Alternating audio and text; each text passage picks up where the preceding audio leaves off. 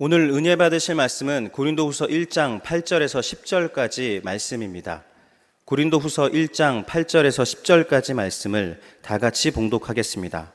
형제들아, 우리가 아시아에서 당한 환난을 너희가 모르기를 원하지 아니하노니 힘에 겹도록 심한 고난을 당하여 살 소망까지 끊어지고 우리는 우리 자신이 사형 선고를 받은 줄 알았으니 이는 우리로 자기를 의지하지 말고 오직 죽은 자를 다시 살리시는 하나님만 의지하게 하심이라.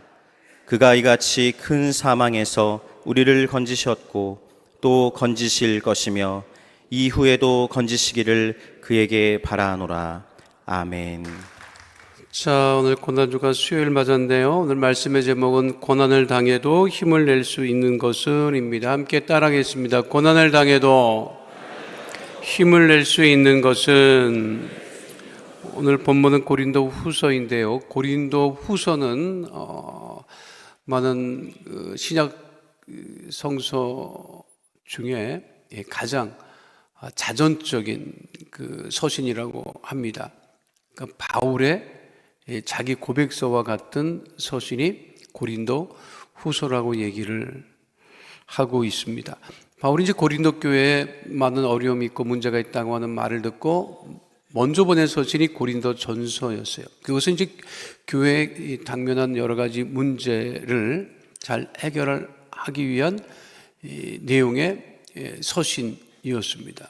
근데 서신을 보내고 났는데 고린도 교회 문제가 해결됐느냐? 해결되지 않았어요.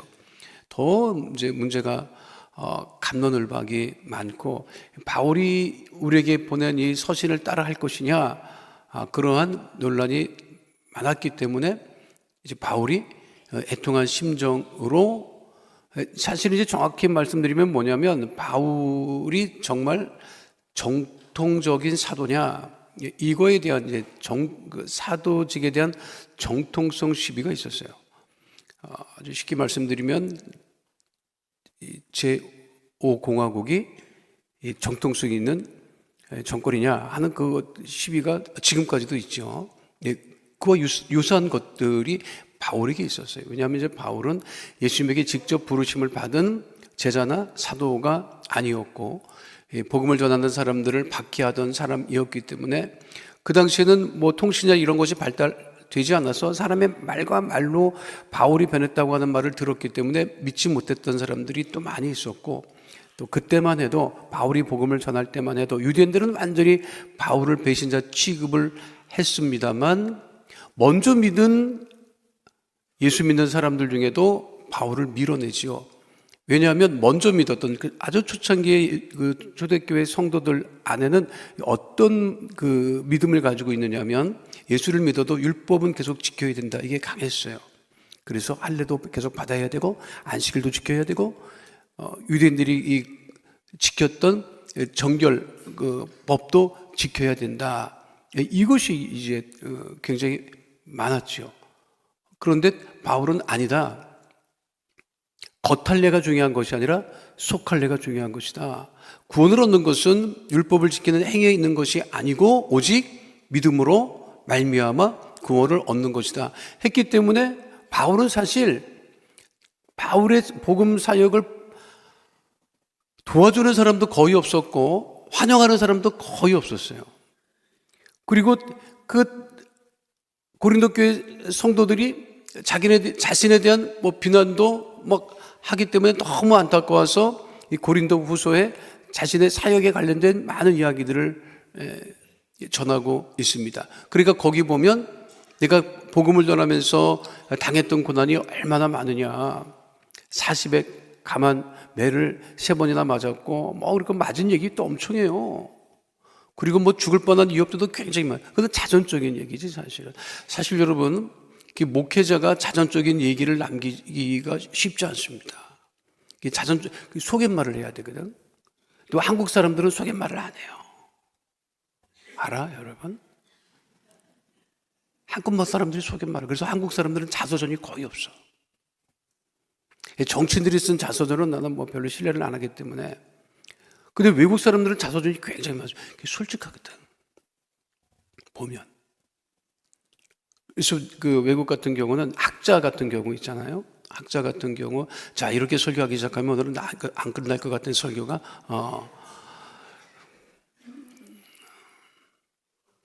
외국 같은 경우는 학자가 자기 이론을 주장을 했는데 틀렸단 말이에요.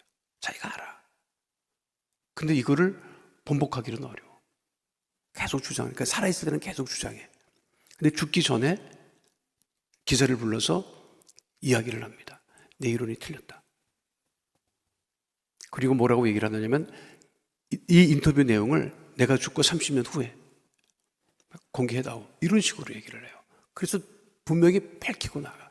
제가 제일 안타깝게 여기는 것 중에 하나가, 개인적으로 정말 안타깝게 여기는 것 중에 하나가, 주영기 목사님 천국 가시기 전에 주영기 목사님 모든 사역에 관한 내용을 구술이라도 받아놨어야 돼요.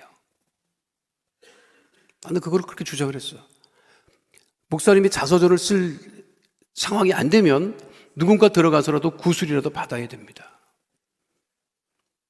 그게 남아있으면 100년, 200년 예수님 오시기 전까지라도 그게 큰 영적인 자산이 됐을 거예요. 근데 그거 없어. 우리가 없어, 지금. 그 목사님이 가졌던 그런 그 생각이나 이런 것들에 대한 게 없어요, 지금. 그게 안타깝죠. 근데 고린도 후서는 그 바울의 자전적인 이야기를 하고 있는 거예요. 이거 개인적으로도 마찬가지야. 여러분들도 이거 하나 남기고 가야 돼. 여러분들도 얘기 안 하고 가잖아요. 그 후손들이 어떻게 살았는지 몰라. 여러분 자식들도 여러분들이 어떻게 살았는지 모릅니다. 손주들은 뭘 알아? 모르지, 여러분. 그래서 일본이 초고령 사회잖아요. 우리보다 더 그렇잖아. 우리가 지금 앞질러 가려고 막 열을 내고 있는데. 그래서 일본 사회는 무슨 붐이 있느냐면 자서전을 남기는 붐이 일고 있어요. 뭔가는 기록을 남겨야 된다. 그런데 이 고린도 후서의 내용은 바울이 복음을 전하면서 겪었던 어려움에 관한 이야기를 기록하고 있는데, 이 고린도 후서를 잘 살펴보면 분명하게 발견되는 것이 있습니다.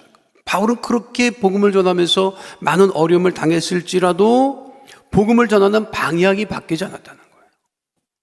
우리들은 살면서 어려움이 나가면 방향이 바뀌어.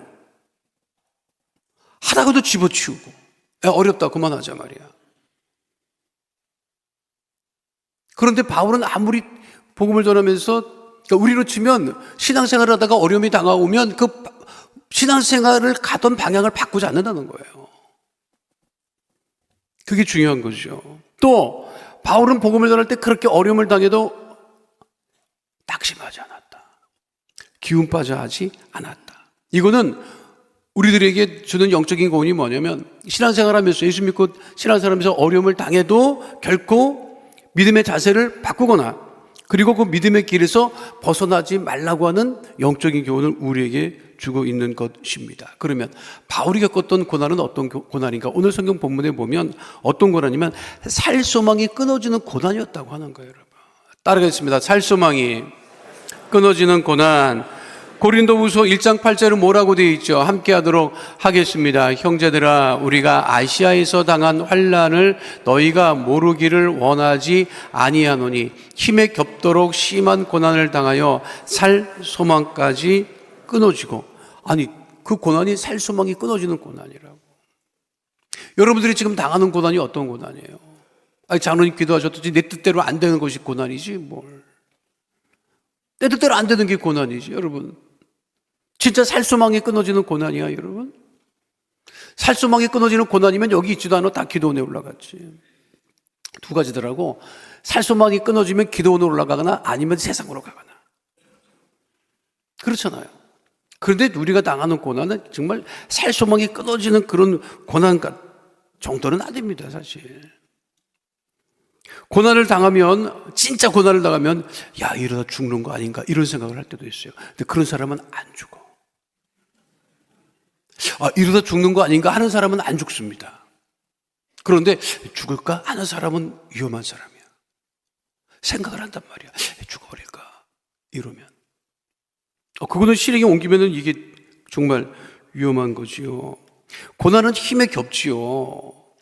그래서 신학자들은 바울이 당한 고난을 이 환경적인 고난, 지금 환경적으로 어려움을, 복음을 들으면서 환경적으로 어려움, 또 육체적인 고난, 바울이 당한 육체 가시도 있었고, 또 정신적인 고난, 우리로 치면 스트레스라고 하는 거죠. 인생은 그래서 삼중 고난이라고 얘기를 하는 거예요. 영적인 고난, 환경적인 고난, 정신적인, 육체적인 고난이 있다. 그러면 이제 신학자들이 얘기를 하는 게 뭐냐면, 죽고 싶은 생각이 나면 어떻게 해야 되느냐? 어떻게 하라 그래요? 어떻게 하라 그래? 신발을 신고 밖에 나가라 그런다. 여러분, 이건 굉장히 중요합니다. 우울해요? 앉아 있어서 우울한 생각을 하지 말고 신발 신고 밖에 나가야 돼. 우울한 사람은 어디서 우울한 줄 알아? 길거리에서 우울한 사람은 없어. 혼자 있으니까 너무 우울한 거야. 그러니까 그 우울한 환경을 바꾸라는 거죠. 그래서 우리는 전에 뭐라고 했냐면, 시장을 가라, 시장, 남대문 시장 가서 그렇게 열심히 사는 사람들을 보면 살수막이 생길 것이다. 그 시장을 가라고 많이 얘기했어요. 그 환경, 그것을 벗어나야 돼요. 그런데, 자, 제가 이게 고난주간 첫 월요일 날 뭐라고 말씀드렸어요? 고난을 객관화시키라고 그랬죠. 고난을 객관화시켜라. 나만 당하는 고난이 아니다. 부부싸움은 여러분만 하는 게 아니야. 전 세계 부부 중에 여러분만 하는 게 아니야. 모든 부부가 다 합니다, 여러분. 먹고 살기 힘든 거는 여러분만 먹고 살기 힘든 게 아니야. 다 먹고 살기 힘들고, 자녀 키우기 힘든 거는 모든 가족이 다 힘든 거야, 여러분. 그거는 다 마찬가지야. 나만 어려움을 당한다면 억울해서 진짜 혀를 깨물 거야, 여러분. 그 고난의 객관화를 시켜야 된다. 욥의 고백이 맞아요. 욥기 5장 7절에 뭐라고 얘기를 하죠? 함께 합니다. 사람은 고생을 위하여 났으니 불꽃이 위로 날아가는 것 같으니라. 불꽃이 위로 올라가듯이 사람은 고생을 해서 났다는 거예요. 어차피 고난은 피해지지가 않는다는 거죠. 밖에 나갈 수 없는 상황이 되면 샤워를 해라, 이렇게 얘기를 합니다. 샤워를 해라. 머리라도 감아라. 진짜 먹고 살기 힘들고 진짜 해가지고 어떤 분이, 에이, 산에 올라가서 목이라도 메야 되겠다. 그래서 산에 올라가서 목을 메려고 나뭇가지를 이렇게 살펴보는데, 대부분 이제 우리나라 산은 이제 계곡을 끼고 있어요. 근데 목을 메려고 올라갔는데 계곡물이 흐르는데, 계곡물이 그날따라 그렇게 맑더래. 옛날에는 계곡물이 다 맑았지. 그런데 누가 나와가지고 빨래를 하고 있더라는 거야. 그래가지고 그 옆에 앉았대. 쭈그리고 앉아가지고 그 옆에서 빨래를 하고 있는데, 죽으려고 올라가던 사람이 거기 옆에 쭈그리고 앉아가지고 물을 내려다보다가, 아유, 물도 맑았다. 머리라도 감아야 되겠다 싶어가지고 빨래비를 좀 던져봐 그랬대요. 처음 보는 사람한테. 기분 나쁠 거 아니에요, 그럼 빨래하던 사람이. 그런데 던져주더래. 왜 심상치 않은 거야.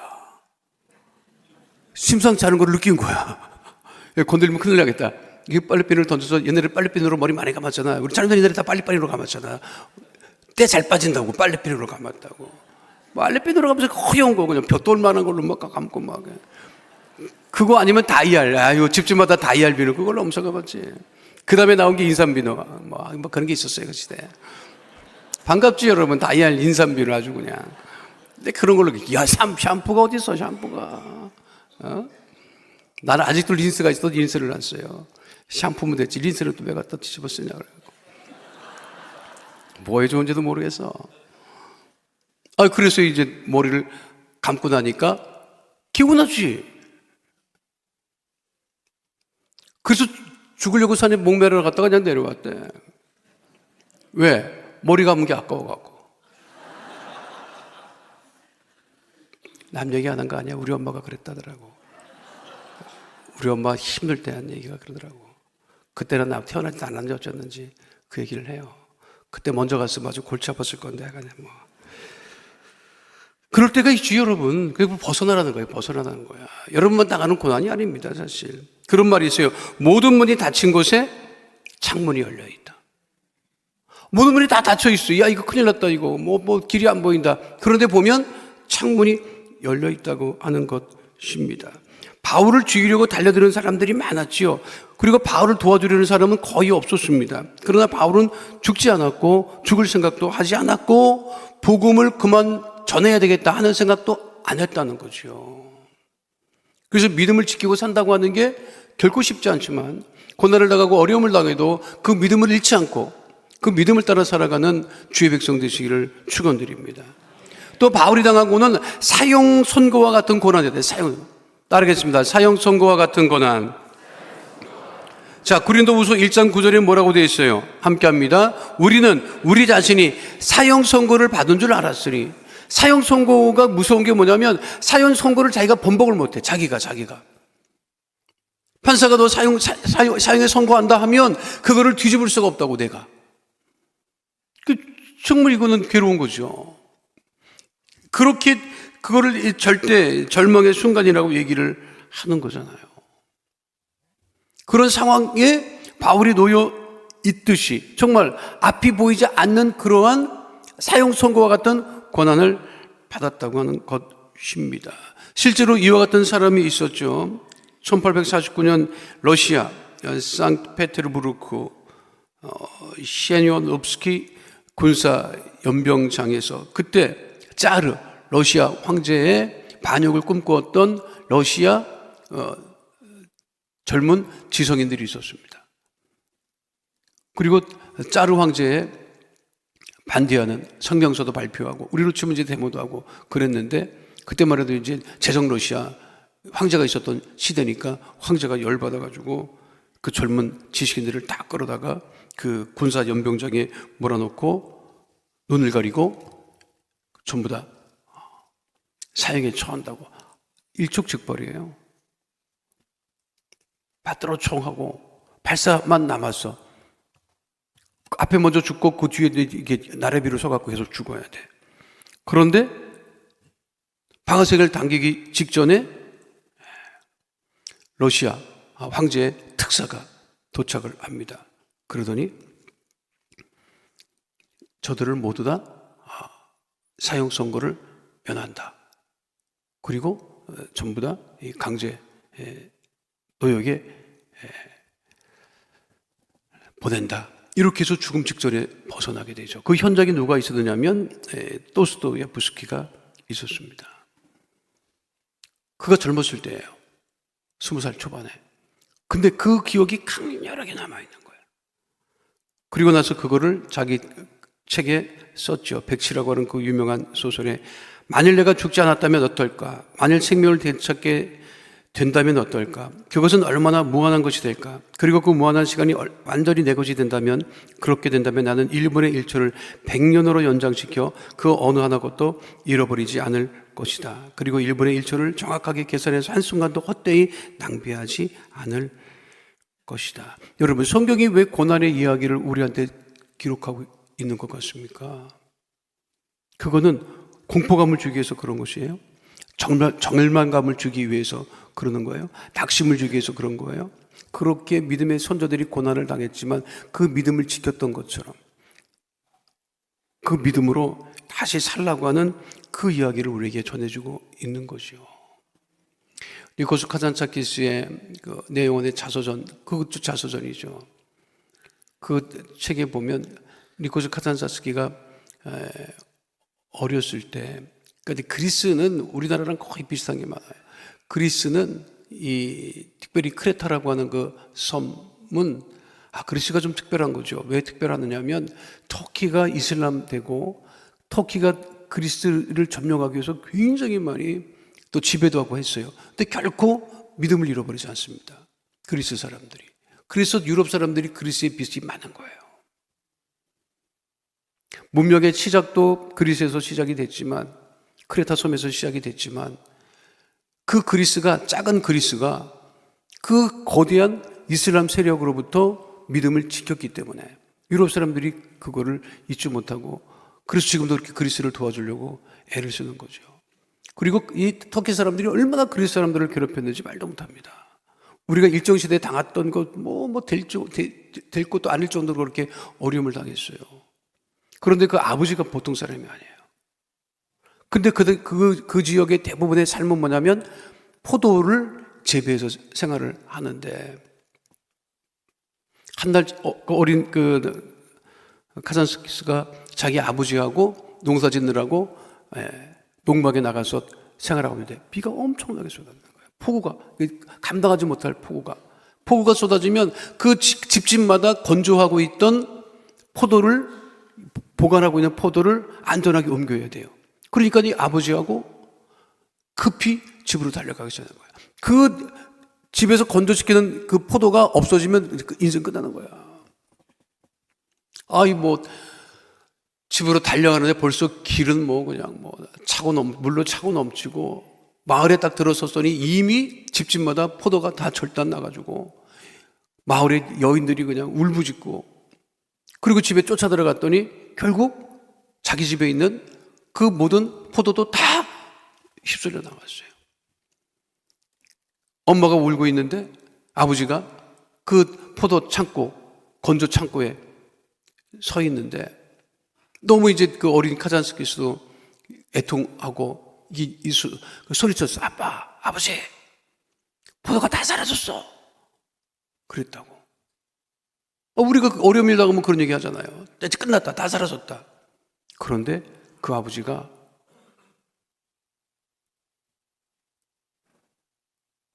포도 건조 창고, 포도가 다 사라진 그 문 앞에 서서 얘기했다는 거예요. 시끄럽다.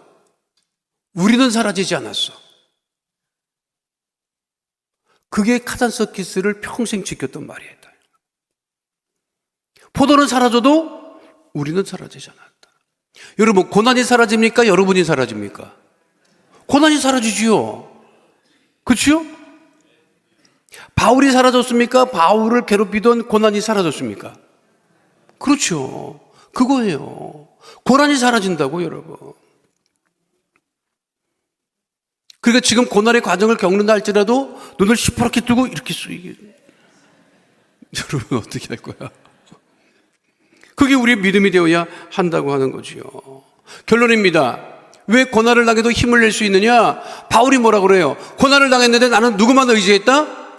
하나님만 의지했다. 자, 고린도후서 1장 9절로 10절 말씀 함께 하도록 하겠습니다. 우리는 우리 자신이 사형 선고를 받은 줄 알았으니 이는 우리로 자기를 의지하지 말고 오직 죽은 자를 다시 살리시는 하나님만 의지하게 하심이라. 그가 이같이 큰 사막에서 우리를 건지셨고 또 건지실 것이며 이후에도 건지시기를 그에게 바라노라. 따라하겠습니다. 건지셨고 건지실 것이며 앞으로도 건지실 것이다. 믿으십니까? 하나님께서 우리를 고난 중에서 우리를 건지셨고 건지실 것이고 앞으로도 건지고 계신다고 하는 거예요. 그 고난을 당해도 우리가 낙심하지 않고 믿음의 길에서 벗어날 수 있을 수 있는 이유는, 벗어나지 않을 수 있는 그 이유는 어디에 있습니까? 하나님 우리를 건지시기 때문이라는 거예요. 여러분, 그 스포츠 경기 중에서 가장 돈이 되는 스포츠, 경제 효과가 가장 큰 경기가 뭔 것 같아요, 여러분? 뭘 것 같아? 아메리칸 풋볼입니다. 피파는 될 게 아니에요. 피파는 전 세계가 난리잖아. 근데 피파가 거둬리는 수익은 그거는 상대가 안 돼요. 피파 회장이 우리가 1년 동안 해가지고 10조를 받아. 10조? 아이고 세상에. 슈퍼볼 경기가 열리는 날이 있습니다. 2월 달에 열려요. 올해도 열렸지. 2024년 슈퍼볼 경기가 2024년 2월 11일에 열렸는데 미국의 최고 시청률, 한 날 딱 한 번 경기예요. 결승전. 하루 경기에 경제 효과가 얼마인 것 같아요, 여러분? 하루 경기하는 경제 효과 20조입니다. 20조. 피파의 수익은 여러분 하루 경기하는데 20조라니까. 주일날 경기하는데 당일날 미국에서 소비되는 닭이 몇 마리인 것 같아? 미국 인구가 다 털어서 흑인 백인 다 털어갖고 3억 넘었어요. 그런데 당일날 경기 2시간인가 3시간인가 하나? 그거 하는데 닭이 7억 마리가 없어져. 한 날. 중간에 하프타임에 쇼를 합니다. 세계적인 연예인들이 나와서 쇼를 하는데 나는 그거 초청하는 건 줄 알았어. 세상에 서로 그 쇼타임에 나가겠다고 돈을 들고 줄을 쓴대요, 여러분. 나는 그 돈 받고 하는 줄 알았어. 어떤 사람은 자기 돈 78억을 내고 쇼를 했대. 그런데도 거기 설 수가 없어요, 여러분. 광고를 해요, 중간에. 이 광고가 대단합니다. 나는 왜 펩시콜라가 코카콜라를 앞지르고 왜 일어나? 여기에 광고를 계속해서 낸 거야, 10년 이상을. 우리 기아, 현대자동차가 왜 미국에서 왜 이렇게 난린가 했더니 이 광고를 계속해서 냈어요. 그래서 이 NFL 그 결승전에 광고를 낼 때, 올해는 무슨 광고가 나오지? 광고 걸면 여러분 세계적으로 난리가 납니다. 기아 자동차 걸잖아? 그러면 바로 그냥 2배, 3배 판매량이 늘어나고 난리가 아니더라고. 그런데 광고 비용이 얼마일 것 같아? 광고하는데 얼마일 것 같아? 1초에 3억이야. 1초에 3억이야. 1초에 3억이야. 150억, 300억 내가지고 합니다. 더 놀라운 것은 미국의 자가용 비행기가 그 경기하는 경기장에 전부 다 옵니다. 이번에 자가용 비행기가 525대가 갔대. 아주 재미있는 영상이 있는데 그게 뭐냐면 경기 끝나고 나가는 자가용 비행기예요, 여러분. 이야, 대단하더라고 진짜. 이야, 진짜 정말. 미국 못 이긴다는 얘기가 왜 그러나 했더니 미국 못 이겨요, 여러분. 내가 보면. 그런데 올 우승한 팀이 캔자스 시티가 또 크지는 않아요, 도시가. 근데 이게 경기 미식축구 팀이 좋더라고. 우승했어요. 그 쿼터백 패드릭 마음스라고 하는 그 최우수 선수가 CBS하고 인터뷰하는데 뭐라고 했는지 알아요? 자, 하나님께 영광 돌리는데 시즌 내내 팀에 도전할 때마다 우리를 격려하시는 하나님이 계셨다. 진짜. 그러니까 여러분, 미국의 정신이 저기 살아있는 거예요. 저 선수만 그런 게 아니야. 구단주가 승리하는 좌측 무대에서 이야기합니다. 이런 기회를 주신 하나님께 감사드립니다. 여러분, 그 미국 욕할 게 아니라니까. 이거 시간이 길어지는데, 이거 고난주가 내가 은혜 받고 이러고 있으니 참 어쩌지 뭐. 그래서 얘기하잖아요. 미국 나쁘다 욕하는 사람들, 진보 좌파에게 소속된 무슨 여기도 계시겠지. 내가 뭐라고 하는 건 아닌데 그렇게 미국 욕하는 사람들의 자식이 다 미국 가 있다. 그건 뭡니까, 여러분? 지 자식은 왜 미국 보내 그러면? 표리부동한 거지.